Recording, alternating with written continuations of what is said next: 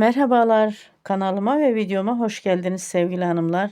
Bu sefer sizinle minicik, küçücük bir yelek çalışacağız. 0-6 ay bir yelek çalışacağız. Elimde böyle renk geçişli ipim vardı arkadaşlar. 100 gramı 250 metrelik antipilik bir ip. Bebek örgülerinde kullandığım bir ipim. Böyle bir tane olunca küçük bir yelekte değerlendireyim dedim. Sizin de elinizde böyle bir tane bir ipiniz varsa bu yelekle değerlendirebilirsiniz. Ben renk geçişli iple örüyorum ama sizler elinizde hangi ip varsa onunla örersiniz. Çok zaman kaybolsun istemedim. Yeleğimiz de küçücük olacak. Videoyu çok uzatmak istemedim. Şöyle ipimi kenara alıyorum. Yeleğim için 69 ilmek attım şişime.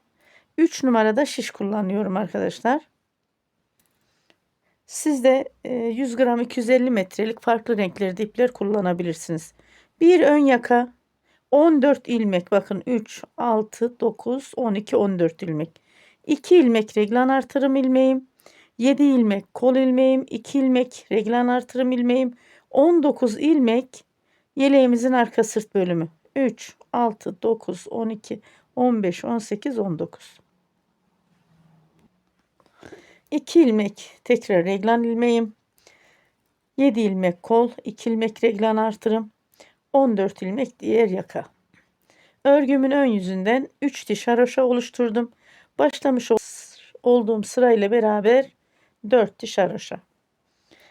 Örgümün arka yüzünü döndürüyorum. Tüm yeleklerimde olduğu gibi şu mor ayraca kadar örgümün arka yüzünden de bir sıra haroşa oluşturuyorum. Haroşa ilmeklerimi biliyorsunuz ters olarak çalışıyorum ben. Baştaki ilmeğimi örmeden aldım, ipimi öne aldım. Sıra başından sıra sonuna kadar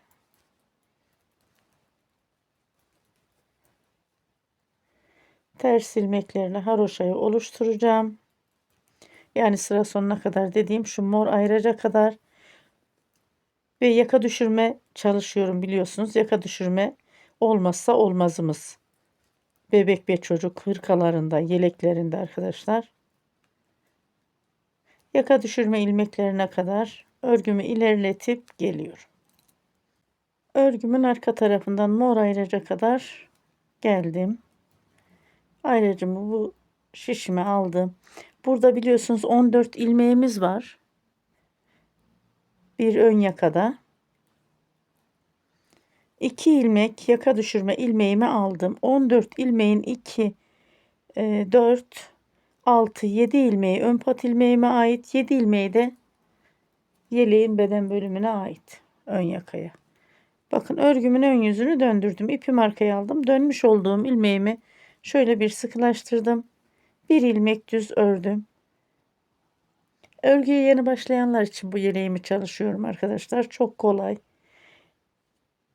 Şöyle bir doladım, artırdım. 2 ilmek ters. Reglen artırım ilmeklerimi haroşa çalışacağım. Ayracımı kenar aldım. Bir doladım. Kol ilmeklerimi düz örüyorum.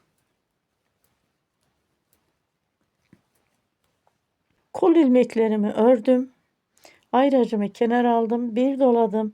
2 ilmek reglen artırım ilmeğimi ters ilmeklerle haroşa ördüm. Ayracımı kenar aldım. Bir doladım. Yeleğin arka sırt bölümünü düz ilmeklerle örüyorum.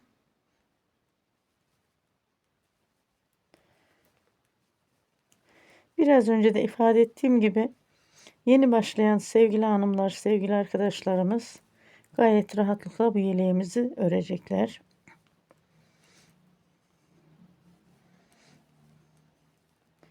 Yeleğin arka sırt bölümünü ördüm ve reglen artırım ilmeğime geldim. Ayracımı kenar aldım, bir doladım, 2 ilmek ters haroşa ilmeğimi oluşturdum. Ayracımı kenar aldım. Bu reglen ilmeğim. 7 ilmek kol ilmeğimi düz örüyorum.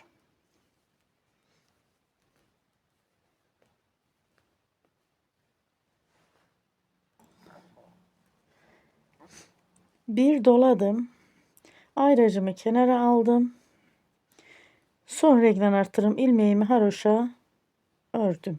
Kol ilmeklerimden sonra ayracımı aldım kenara. Bir doladım. Örgümün ön yüzündeyim. 2 ilmek düz ilmeğimi ördüm yaka düşürme tekniğinde. Burada da 12 ilmeğim kaldı. 14 ilmeğim vardı. Örgümün arka yüzünü döndürüyorum. Dönmüş olduğum ilmeğimi örmeden aldım. İpimi sıkılaştırdım. Örgümün arka yüzünden tüm ilmeklerimi ters örüyorum.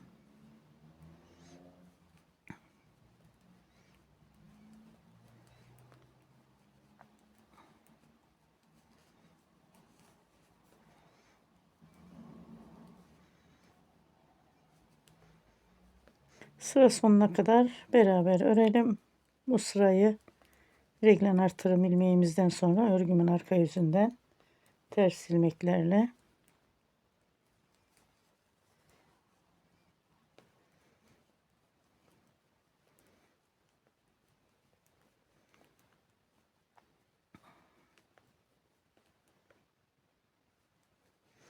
yaka düşürme ilmeğine gelelim.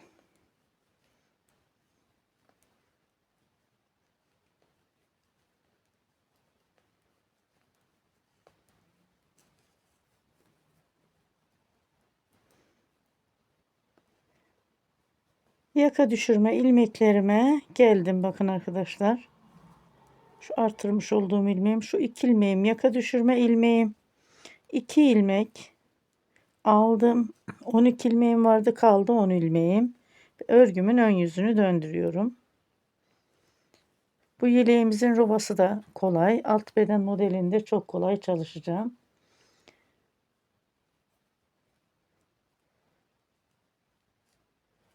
Şu bir ilmeğimi çıktı şişten tekrar ördüm. Bakın. Dönmüş olduğum ilmeğimi örmeden aldım. O ilmeğimi sıkılaştırdım. Düz ilmeklerimi ördüm. Bakın 2 4 bir ilmekte ajur ilmeğim 5. Bir doladım. İpimi öne aldım. 2 ilmek reglen artırım ilmeğimi haroşa ördüm. Bir doladım. Kol ilmeklerimi düz ördüm. Kol ilmeğim 7 ilmekti, 9 ilmek oldu. Bir doladım. 2 ilmek reglen artırım ilmeğimi düz ters ördüm. Haroş olarak bir doladım. Yeleğimin arka sırt bölümünü düz ilmeklerle örüyorum.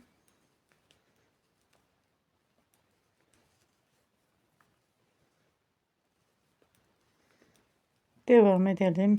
Bu şekilde yaka düşürme ilmeklerine kadar gelelim. Bakın reglen artırma ilmeğime geldim. Bir doladım. 2 ilmek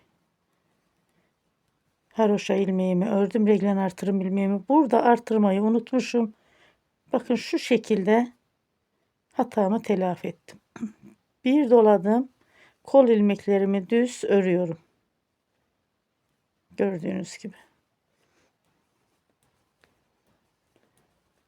Ve reglen artırım ilmeğime geldim. Bir doladım. 2 ilmek haroşa ördüm. Reglen artırım ilmeğimi. Bir doladım. Yaka düşürme ilmeğime geldim. Doladığım ilmeğim, artırdığım ilmeğim. Burada 12 ilmeğim vardı. 2 ilmek yaka düşürme ilmeğime aldım. Kaldı 10 ilmeğim. Örgümün arka yüzünü döndürüyorum. Dönmüş olduğum ilmeğimi örmeden aldım. İlmeğimi bir sıkılaştırdım. Burada bir ip uzantısı olsun istemiyorum.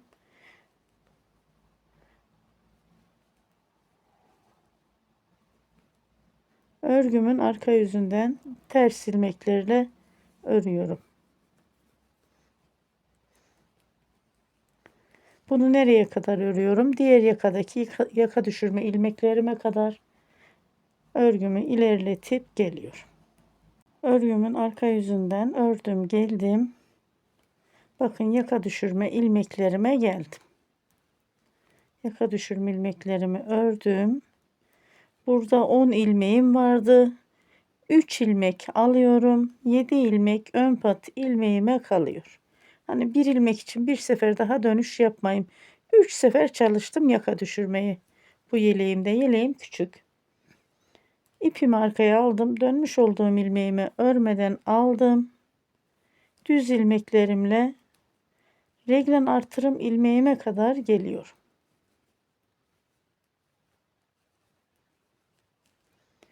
Bakın reglen ilmeğim artık kendini bariz belli ediyor. Bir doladım. 2 ilmek haroşa. Reglen artırım ilmeğim. Bir doladım. Kol ilmeklerimi düz örüyorum.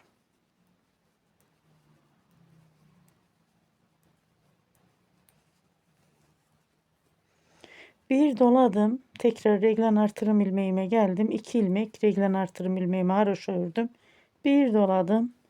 Yeleğimin arka sırt bölümünü düz ilmeklerle devam ediyorum.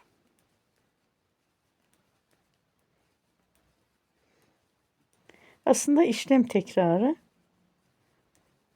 Hani bir kolu ve iki reglanı anlattıktan sonra diğer kolu ve reglanı anlatmaya hiç gerek yok. Ama yeleğimiz küçük olduğu için şöyle sıra sonuna kadar anlatayım dedim. Hem de yeni başlayanlar için anlattığım için. Şimdi reglan ilmeğime geldim. Bir doladım. 2 ilmek haroşa ilmeğimi ördüm. Bir doladım. Haroşa ilmekleri ters ilmeklerle örüyorum biliyorsunuz. Kol ilmeklerimi düz örüyorum. Reglan artırım ilmeğime geldim. Bir doladım. Doladığım ilmeğim artırdığım ilmeğim. 2 ilmek reglan artırım ilmeğimi haroşa ördüm. Bir doladım ve yaka düşürme ilmeklerime geldim bakın. Burada 10 ilmeğim vardı. 3 ilmeğimi yaka düşürme ilmeğime aldım. 7 ilmek ön pat ilmeğime kaldı. Örgümün arka yüzünü döndürüyorum. Dönmüş olduğum ilmeğimi örmeden aldım. Şöyle ilmeğimi bir sıkılaştırdım. Örgümün arka yüzünden ters ilmeklerle devam ediyorum.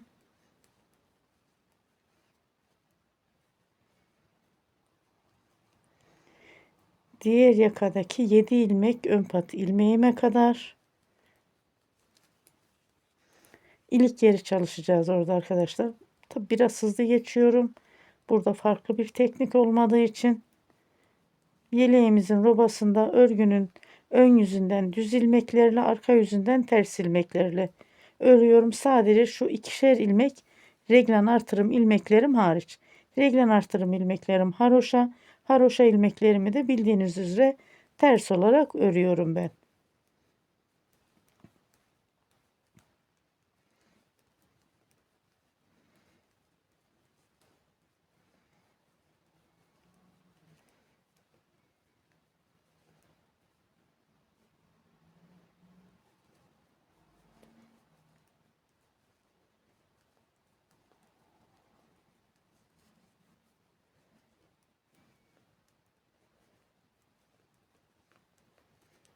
Benim ters ve düz dediğime bakın siz arkadaşlar.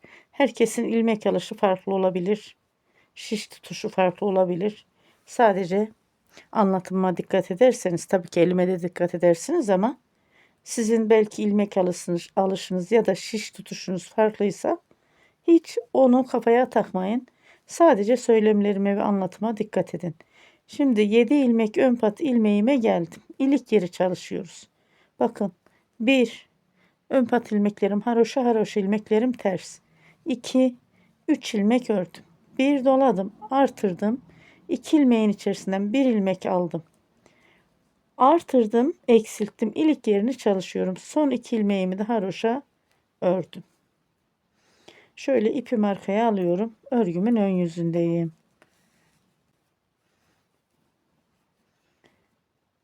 Baştaki ilmeğimi örmeden aldım. 7 ilmek ön pat ilmeğimi haroşa ördüm. Daha sonra düz ilmeklerle reglan artırım ilmeğime kadar geldim. Bir doladım. 2 ilmek reglan artırım ilmeğimi haroşa ördüm. Bir doladım. Kol ilmeklerini örmeye devam ediyorum. Bu şekilde sıra sonuna kadar gelelim. Sıra sonunda da 7 ilmek ön pat ilmeğimi haroşa örmeyi unutmuyorum. Daha sonra örgümün arka yüzünü döndürüyorum. Arka yüzünden de tüm ilmeklerimi ters örüp geliyorum. Örgümün ön yüzünden sıramı tamamladım. Arka yüzünden de tüm ilmekleri ters ördüm, geldim. Şöyle robamıza bakalım. Bakın arkadaşlar.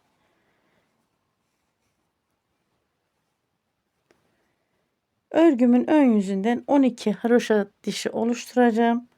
Arka yüzünden gelirken ilik yerimi açacağım. Daha sonra şu ajur çalışmamız 1, 2, 3, 4 tane oldu. 16 ajuru tamamlayıp geleceğim arkadaşlar.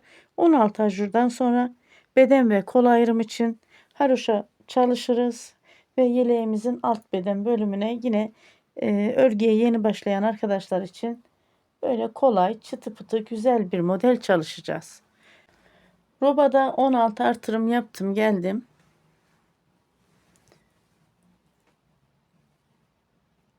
Ön patta örgümün ön yüzünden 12 haroşa dişi oldu. Arka yüzünden gelirken ikincilik yerimi açtım. İlmek sayılarımı da hemen sizlere söyleyeyim sevgili hanımlar. Bir ön yaka 31 ilmek, bak 2 ilmek reglen artırım ilmeğimin bir ilmeğini yakaya, bir ilmeğini kola verdim. Kol 41 ilmek. Burada da yine bir ilmek kol, bir ilmek yeleğin arka sırt bölümü. Yeleğin arka sırt ilmekleri 53 ilmek. Diğer kol 41 ilmek, diğer yaka 31 ilmek oldu. Şimdi haroşa ilmeklerime geçelim. Örgümün ön yüzündeyim. Toplamda elimde 197 ilmeğim oldu arkadaşlar, kol ilmeklerimle beraber. Baştaki ilmeğimi örmeden aldım. İpimi öne aldım. Haroşa ilmeklerimi ters ilmeklerle oluşturuyorum. Bunu tekrar tekrar ifade ediyorum. Çünkü düz ilmeklerle de haroşa oluşturan arkadaşlar var. Siz alışık olduğunuz şekilde oluşturun.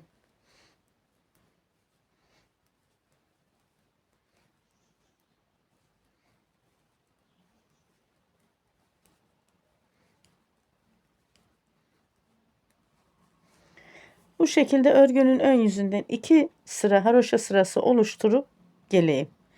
Arka yüzünden de ters ilmeklerle haroşa oluşuyor, ön yüzünden de. 2 sıra haroşamı oluşturdum, geldim. Ve örgümün ön yüzündeyim.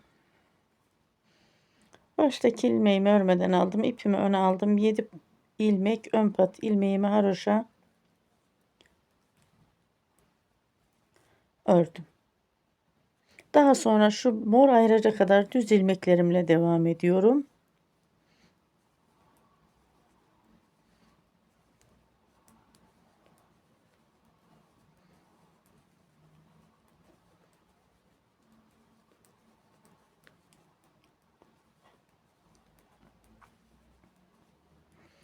Burayı biraz hızlı geçiyorum.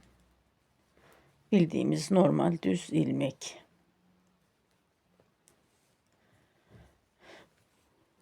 Şimdi ayracı alıyorum. Bu ayraçları niye takmıştım?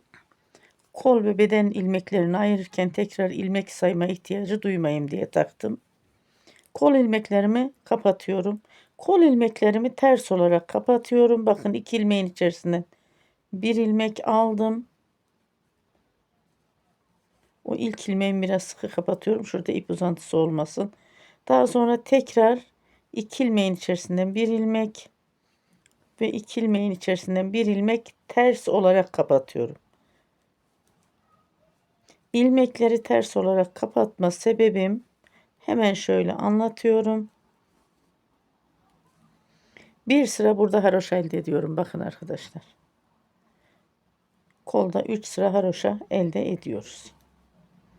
İlmekleri ne çok sıkı ne de çok gevşek kapatıyoruz. Örgümüzün hangi ayarda ördüysek o ayarda ilmeklerimizi kapatalım.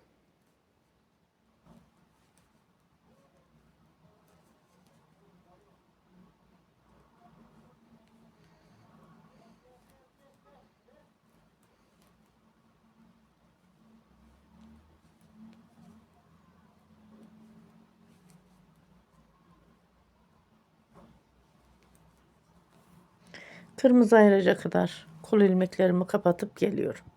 İlmeklerimi kapatarak bakın kırmızı ayraca geldim. Ayracımı aldım kenara. Bu bir ilmeğim kola ait, bir ilmek de yeleğin arka sırt bölümüne ait. Bu ilmeğin içerisinden bakın iki ilmeğin içerisinden bir ilmek aldım.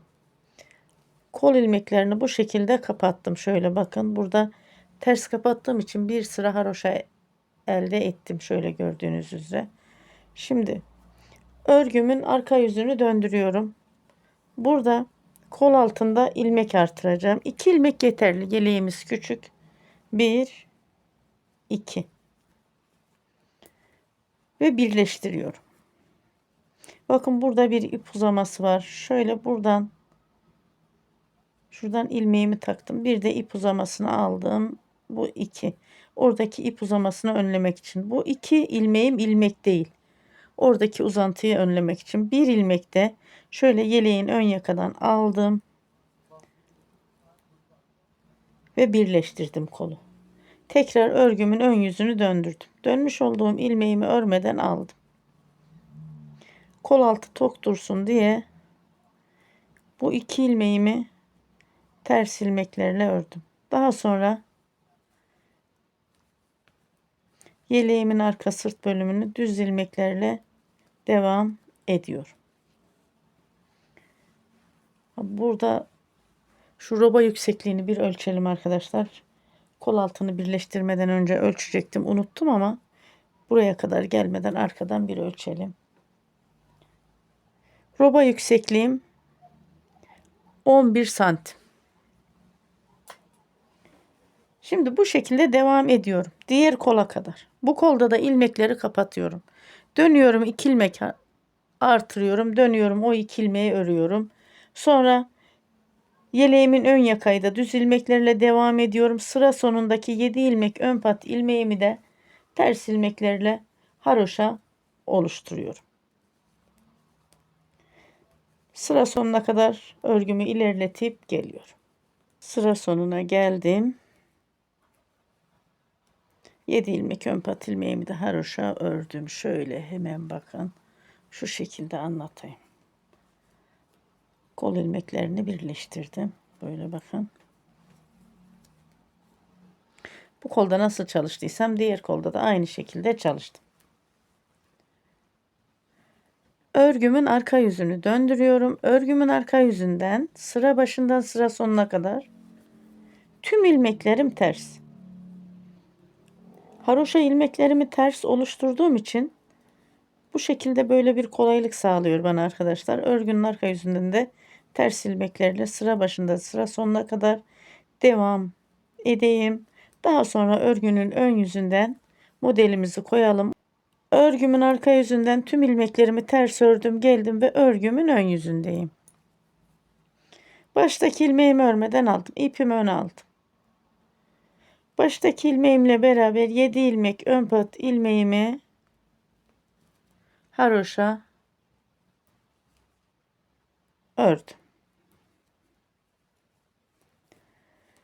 Burada bir ilmek düz. Modelim 4 artı 4 artı 4 artı 1. Artı bir ilmek de diğer ön pat ilmeğin dibinde şöyle bir ilmek düz ilmeğim için. Bakın bir ilmek düz ördüm. Bir doladım. 1, 2, 3. 3 ilmeğin içerisinden bir ilmek aldım. Bir doladım. Bir ilmek düz. Doladığım ilmeklerim, artırdığım ilmeklerim, artırdım, eksilttim, artırdım, artırdım. 2 ilmek eksilttim, artırdım. Bu 2 ilmeği bu artırımlarla dengeledim. Bir doladım. Bir düz ilmeğimden sonra 3 ilmeğin içerisinden bir düz ilmeğimi aldım. Bir doladım, bir ilmek düz. Bir doladım. 3 ilmeğin içerisinden bir düz ilmeğimi aldım. Bir doladım, bir ilmek düz. Yalnız burada ne unuttum arkadaşlar? Elimde kalan ilmek sayısını vermeyi unuttum sizlere. Kol ilmeklerini kapattıktan sonra elimde 115 ilmeğim kaldı. 2 ilmek bir kol altında, 2 ilmek bir kol altında artırdım. Toplamda elimde 119 ilmeğim var. Modelimin ilmek sayılarını da saymadım. Şöyle sıra sonuna kadar örerim. Eksik ya da fazla kalırsa bir ilmek Onu ayarlarım. Eksik olursa bir ilmek artırırım. Fazla olursa da keserek eksiltirim. Çok hani bir şey fark etmez. Modelimizin sayısı çok küçük olduğu için ilmek sayısı. Bir ilmek düz ilmeğimden sonra 3 ilmeğin içerisinden bir ilmek aldım. Dolayarak bir doladım, bir ilmek düz, bir doladım. 3 ilmeğin içerisinden bir düz ilmek, bir doladım, bir ilmek düz, bir doladım. 3 ilmeğin içerisinden bir düz ilmek aldım, bir doladım, bir ilmek düz, bir doladım. 3 ilmeğin içerisinden bir düz ilmek aldım, bir doladım, bir ilmek düz. Bu şekilde örgümü ilerletip geliyorum. Örgümü ilerlettim, geldim. Son bir modeli de beraber çalışalım. Bu bir ilmek düz, bir doladım. 3 ilmeğin içerisinden bir ilmek aldım. Bir doladım. Bir ilmek düz. Tam denk geldi ilmek sayım. Toplamda 119 ilmek tam denk geldi arkadaşlar. Yeleğimizin modeli için. Bunun 7'şer ilmeği ön pat ilmeğime ait. Ve örgümün arka yüzünü döndürüyorum.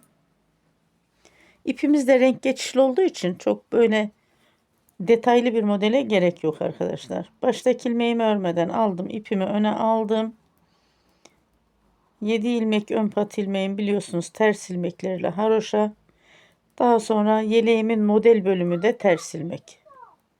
Bakın sıra başından sıra sonuna kadar ters ilmeklerle çalışıp geliyorum. Örgümün arka yüzünden ördüm geldim ters ilmeklerle, ön yüzünden de 7 ilmek ön pat ilmeğimi haroşa ördüm. Yeleğimizin model kısmı tamamen düz ilmeklerle ilerliyoruz.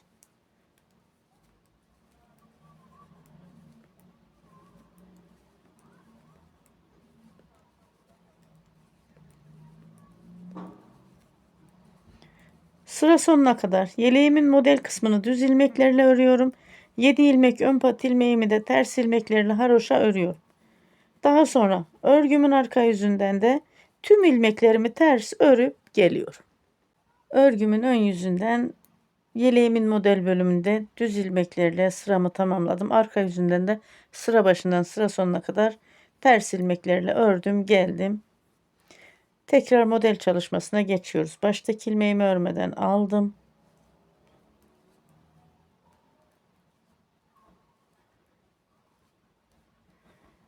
İpimi öne aldım. 7 ilmek ön pat ilmeğimi haroşa ördüm. 1 ilmek düz ördüm. Bakın bir doladım. 3 ilmeğin içerisinden bir düz ilmeğimi aldım. Bir doladım, bir ilmek düz. Doladığım ilmeğim, artırdığım ilmeğim, artırdım, eksilttim, artırdım. Normal düz ilmeğimi ördüm. Bir doladım. 3 ilmeğin içerisinden bir düz ilmek aldım. Bir doladım, bir ilmek düz, bir doladım. 3 ilmeğin içerisinden düz ilmeğimi aldım. Bir doladım, bir ilmek düz. Bir doladım, 3 ilmeğin içerisinden bir düz ilmek aldım. Bir doladım, bir ilmek düz. Sıra sonuna kadar bu şekilde ilerleyelim. Sıra sonunda da 7 ilmek ön pat ilmeğimi haroşa öreyim. Sıra sonuna geldim. 7 ilmek pat ilmeğimi de haroşa ördüm. Örgümün arka tarafını döndürüyorum. Örgümün arka tarafından tüm ilmekleri ters örüyorum. Daha sonra örgümün ön yüzünden bir sıra ters, yeleğimin model kısmında arka yüzünden de bir sıra ters örüp geliyorum. Anlatabileceğim farklı bir teknik yok.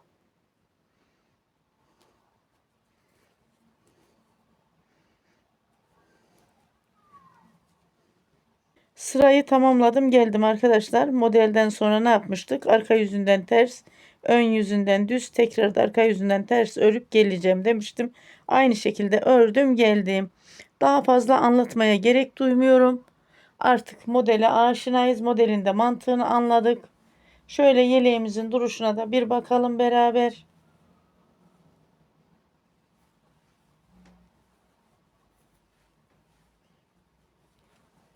Bakın böyle minik bir yeleğimiz olacak. Ben yeterli bir ölçüye gelene kadar öreyim. Daha sonra etek ucundaki haroşa kısmını beraber öreriz. Yeterli bir ölçüye gelene kadar ördüm yeleğimi. Son ilik yerimi de açtım. 5 adet ilik yeri açtım. Her 12 haroşa dışında bir ilik yeri açtım arkadaşlar. Eğer sizler daha az düğme dikmek isterseniz her 15 haroşa dişinde bir ilik yer açarak 4 adet düğme dikebilirsiniz. Örgümün ön yüzündeyim.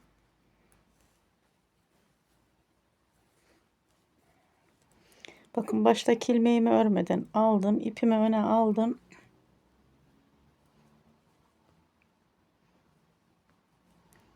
Yedi ilmek ön pat ilmeğimi haroşa örüyorum.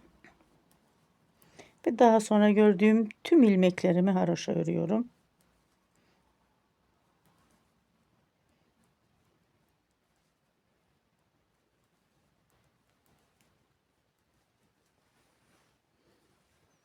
Bu arada ipim de inşallah yeter. Bu kadar kaldı.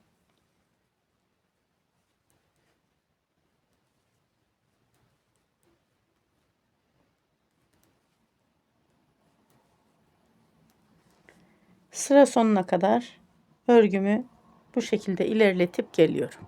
Sıra sonuna geldim.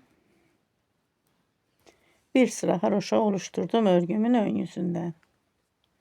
Örgümün arka yüzünü döndürüyorum. Örgümün arka yüzünden de haroşa çalışacağım. Baştaki ilmeğimi örmeden aldım. İpimi öne aldım. Daha sonra sıra başından sıra sonuna kadar tüm ilmeklerimi haroşa çalışıyorum.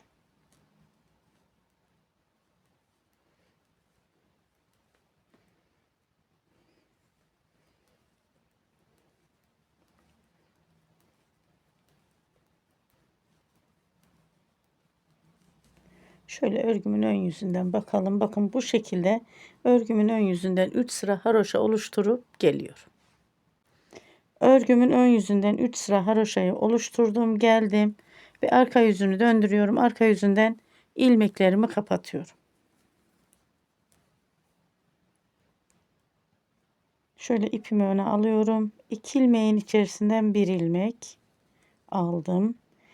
Tekrar 2 ilmeğin içerisinden bir ilmek aldım. Ve tekrar 2 ilmeğin içerisinden bir ilmek. Bildiğimiz klasik örgü kapama tekniğiyle kapatıyorum.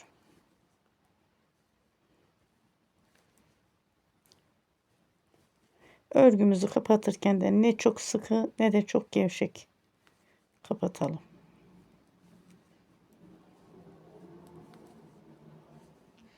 Örgümü kapatayım, bakın bu şekilde, şöyle bakın. Düğmelerimi de dikip geleyim. İlmeklerimi kapattım. Düğmelerimi de diktim, geldim.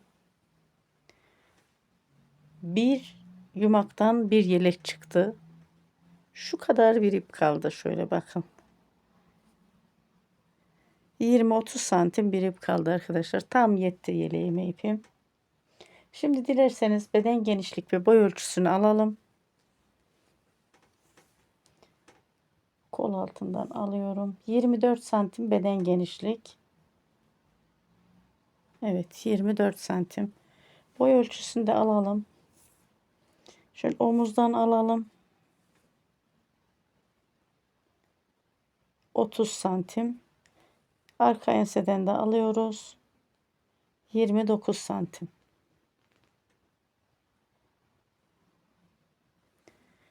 Yeleğim 0-6 ay için uygun bir yelek oldu.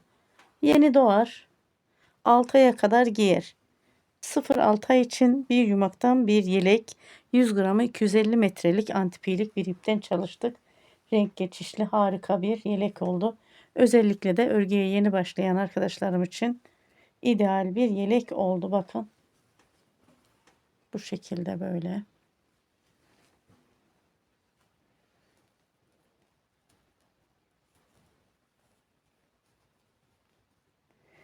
Şöyle yeleğimizin astarına da bakalım. Bakın astarı da böyle. Beni buraya kadar izlediğiniz için teşekkür ediyorum. Umarım yeleği benimle beraber örersiniz. Bir dahaki videolarda ve bir dahaki projelerde buluşmak üzere diyorum. Hoşça kalın, sağlıkla kalın. Allah'a emanet olun.